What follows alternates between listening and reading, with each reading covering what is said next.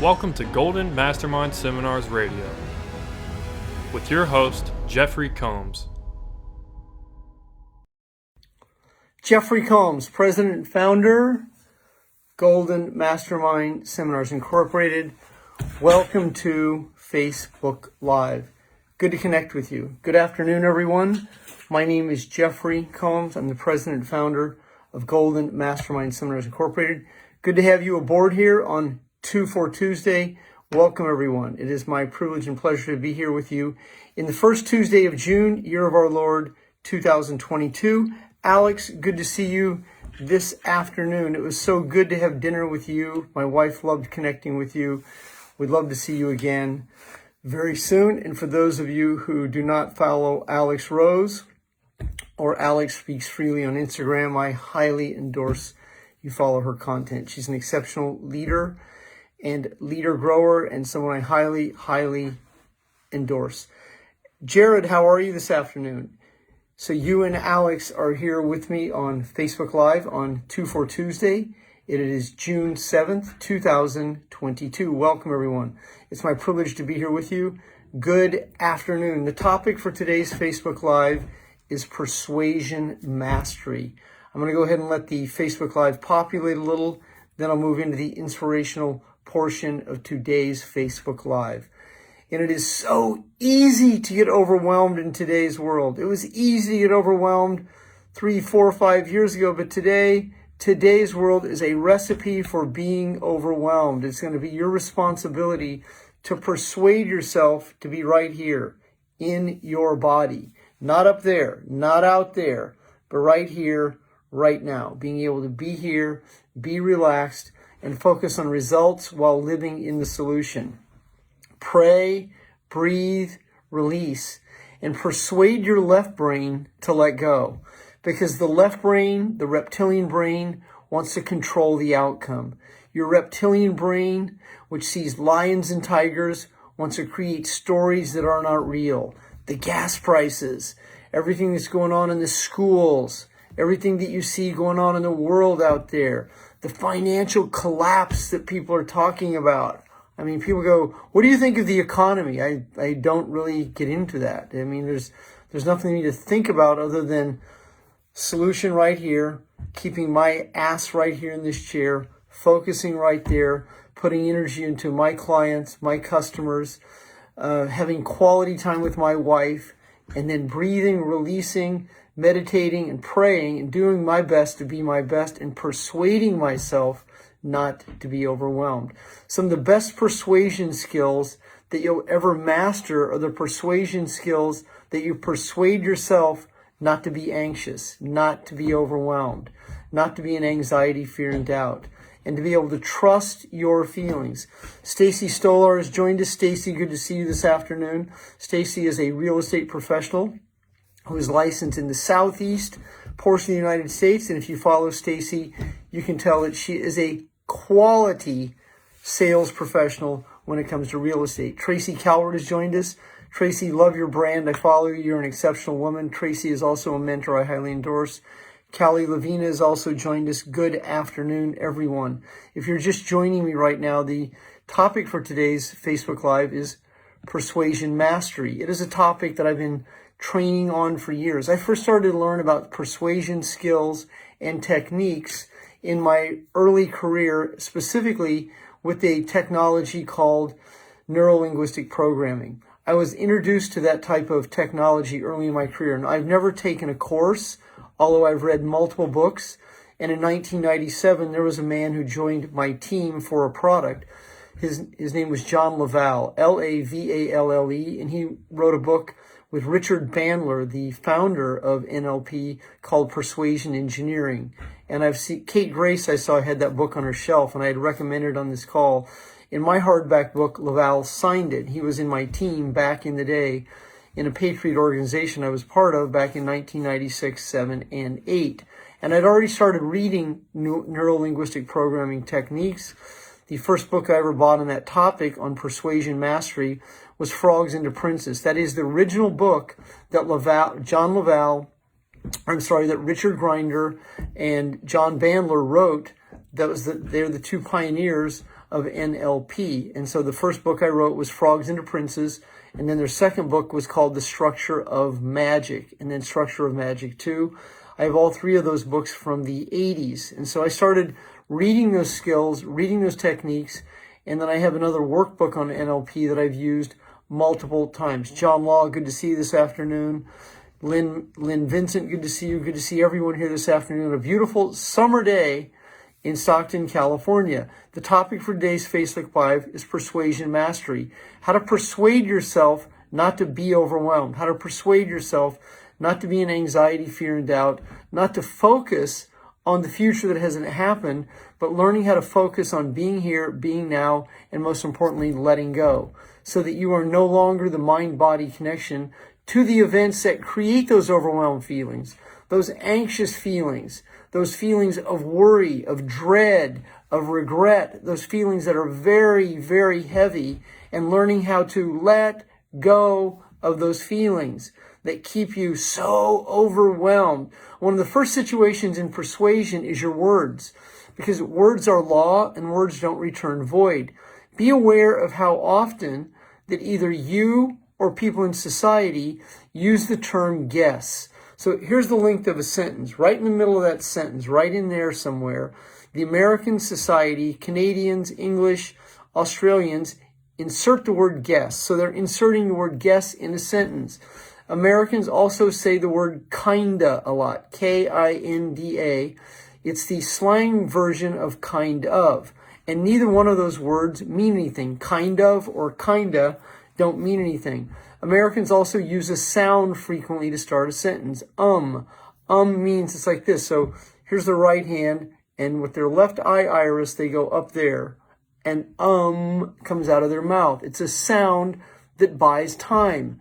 And in buying time, that person that speaks that way, which is a large percent of the world, they're thinking, they're processing, and they're analyzing, and they're in trauma bonds, panic patterns, anxiety, fear, and doubt, wanting to say the right thing so they don't get in trouble, they don't get criticized, they don't get rejected, they don't get abandoned, and they don't make a mistake. It's a very common commonality in communication. In your persuasion mastery, your objective is to be able to communicate clearly.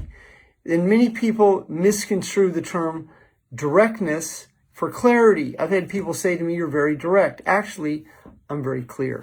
Directness is driven by anger. Clarity is consciousness. So anger is directed at someone, very direct. And that directness oftentimes comes from the anxiety of anger, frustration, disappointment, hate, and resentment.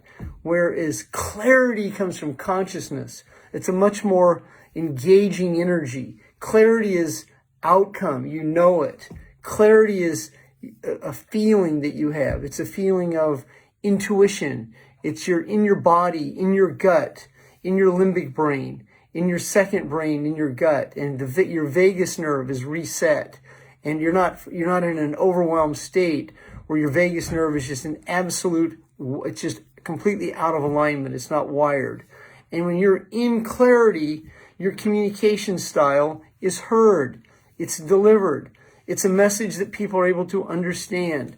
And in that type of communication, you're able to persuade other people, not specifically to get them to buy something from you or to get them to see your point of view, but it opens conversation up where oftentimes the conversation leads to better communication. It leads to better clarity, and it creates a situation that's much more harmonious, and there's less friction, and there's no win and lose. It's not black and white, and I'm not right and you're wrong type of communication, so that you're able to articulate your feelings into words. And this persuasion skill comes from knowing. And then there's the repetition and experience of doing the same thing over and over and over.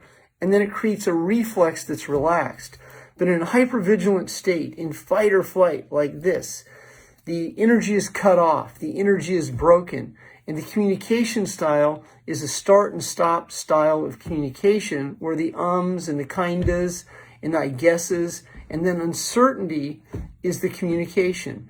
The objective is to be able to communicate openly, freely, on command. And in persuasion, oftentimes you can come together and you're not in arguments, you're not in conflict.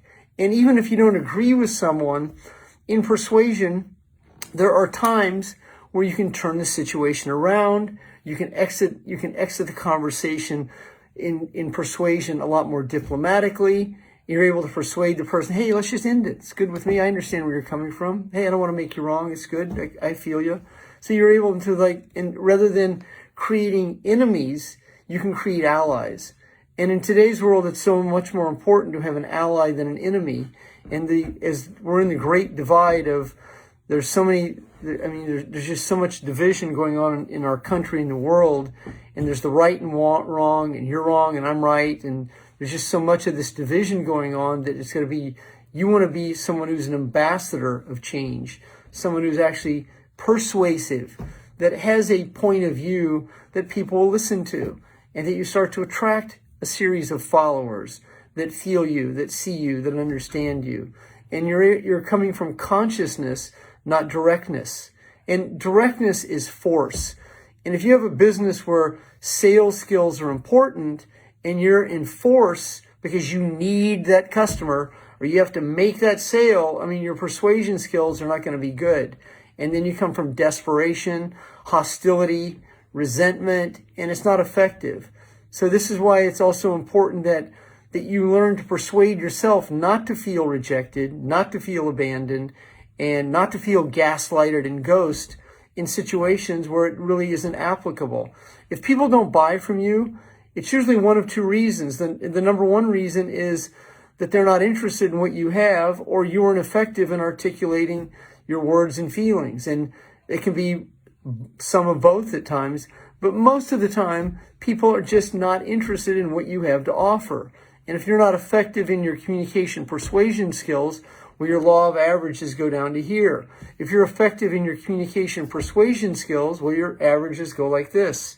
And when you're communicating and selling from power versus desperation, and when you're coming from value and service, and you're also able to easily and effortlessly let the situation go, then you're not coming from desperation, hostility, anger, where you want to get your point across.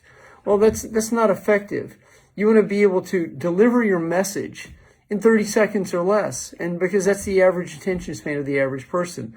It's 20 to 31 minutes. And so if you become skilled at the ability to persuade, articulate, and I have spoken over 1,000 times in my career, exactly 1,037. I totaled them up recently. And with me, I found that oftentimes less is more. And I started to shorten the events that I did. I used to do events from 8 to 5. I took it from 9 to 4. Then eventually it was 9 to 3, sometimes 9 to 2 with no lunch break. And I've had keynote speeches. The shortest keynote I ever had in front of a large audience was in Louisville, Kentucky. I had 25 minutes in front of 3,000 people. And it's interesting, I did as much in sales that day as I've done with 2 hours. I've had 2-hour keynotes, but I always go for less is more. So I've spoken 45 minutes many times in front of thousands of people, and it's the delivery, the content, and then the results. So I have consistently lived in a less is more. Less effort, more results, less time, more results. And instead of more, that's what being overwhelmed is. And that's oftentimes control, and that's enable, over-obligate, do too much to try and get an outcome, be a beggar, be a pleader, and then getting upset that people don't see your way. And that's what happens in codependency. In codependency is typically not persuasion. Codependency is control. People do more for others, trying to control the outcome, trying to control people liking them, and that ends up creating usually resentment, because the person that does too much is not using persuasion skills, they're using control. And then they often don't get the reward that they're looking for or the recognition, and then they feel rejected, abandoned, and resentful. And if you know people like that, or you yourself have found yourself doing that, well, now's an exceptional time in these challenging times in 2022 to start to improve your communication skills, to improve your persuasion skills. And when you're prospecting, when you're communicating with someone, when you're opening a conversation up, I mean, I always come from purpose. And so I state that. John, the purpose of my call. John, the reason I'm reaching out to you. Susan, the purpose of me communicating with you here. So when you insert that word, that's persuasion. And see, these are embedded commands. That's what the term is. It's an embedded command. And the sweetest sound to a person's ear. So if you're right-handed, most people listen with their left ear. They tend to lean in. And the sweetest sound to their ear is their first name. I ask clients who say, sir, I go, Jeff. And so that's an embedded command. I don't even say, my name is Jeff. I'll say Jeff. That's sorry, Jeff. So it's much more effective. See, that's one word, Jeff, rather than my name is Jeff. Do you get that? There's 8 words versus 1, embedded command. Breathe, release, and let go. That's what you want to be skilled at. Breathing, releasing, and letting go. So that you are no longer the mind-body connection to the events that shape the feeling. In communicating with people, you want to be able to deliver your content in as few words as possible, as effective as possible. Once again, this becomes the less is more persuasion skills that you can master. And in any type of situation, you want to be able to ask trial closing questions. If I'm asking an attorney to represent me, I'm going to state what I'm calling for. Counselor, the reason I'm calling you is I have a legal situation that merits some attention. And I'm not going to spend half an hour explaining the whole case to him. I'm going to find out if he's the right attorney for me quickly. And then I'm going to ask him, do you feel you could effectively represent me? Do you feel you could effectively represent me? Now, when he goes, well, let me give it some thought. I mean, what did he just say right there? It's your responsibility to understand that. Let me think it over and I'll get back to you. What does that actually mean? It means what it means. And it means the way you interpret it right there. He's not rejecting you. He's telling you that he may not be the right fit for you, and there's a high probability that he won't get back to you. So the more you understand this, when you're selling real estate, insurance, direct sales, benefits, features, services, whatever it is, or you're asking someone out on a date, or you're looking for a landscaper, a contractor, these are the questions that you ask people. And I assist people to hire attorneys, accountants. I just spoke to a man last hour. I assisted him to hire an attorney 6 weeks ago to represent him. He'd been unrepresented in a custody case for his children, and he was virtually not getting the outcome that he was seeking. And then his wife told him to hire me. And so when I first started communicating with him, I did fact-finding, rapport building, and small talk with him, and found out that we didn't have an attorney. I asked him who we know that we could ask. I asked him, who's the best attorney in his small hometown. I asked him a series of questions, and then I asked him what his budget was, and then he hired this attorney, and he showed up with an attorney at a hearing when his significant other did not have representation. And he actually had a much more favorable outcome this time because of the questions I asked him and the questions I taught him to ask his attorney. That same client asked me today questions to ask his next attorney. And so, once again, these are persuasion skills that you learn over a period of time by asking the questions in a sequence about the outcome you seek to create. Now you factor, here's clarity and here's persuasion. Clarity is you know the outcome you seek, and then the persuasion is the way you go about it. And you ask the questions about the outcome that you seek to create. Right now, we are buying a stand-up banner, Dylan and I, and so we're negotiating with a company in California. The first go-around, we did not ask the right questions. We got the wrong product. And when it came out of the box, I'm like, so I'm the business owner. I own the situation. And right before this call, I was very clear at what I wanted. I wanted an accordion stretch stand-up, the kind that closes back down like this. I wanted a cloth cover-up that goes over the top. And I wanted a carrying case on 2 wheels with a handle that pulls up. I mean, so I was very clear this time around. Here's what I got the first time. A vinyl stand-up with poles, no bag, and no return policy. And it was definitely the wrong product, a very cheap product. And right now I'm going to, because I couldn't even use that. It didn't even represent me well. So I called the owner of the company and found out more about details that we ask. And now we've negotiated. We got a credit, we're ordering a new one, and now we require that by July 14th. Can you deliver? Now, I won't even say 14th. I'll give a week buffer. Can you deliver this by July 7th? So if we get let me think about it. I will get back to you. No, that's not the answer I'm looking for, Chief. This is a yes or no question.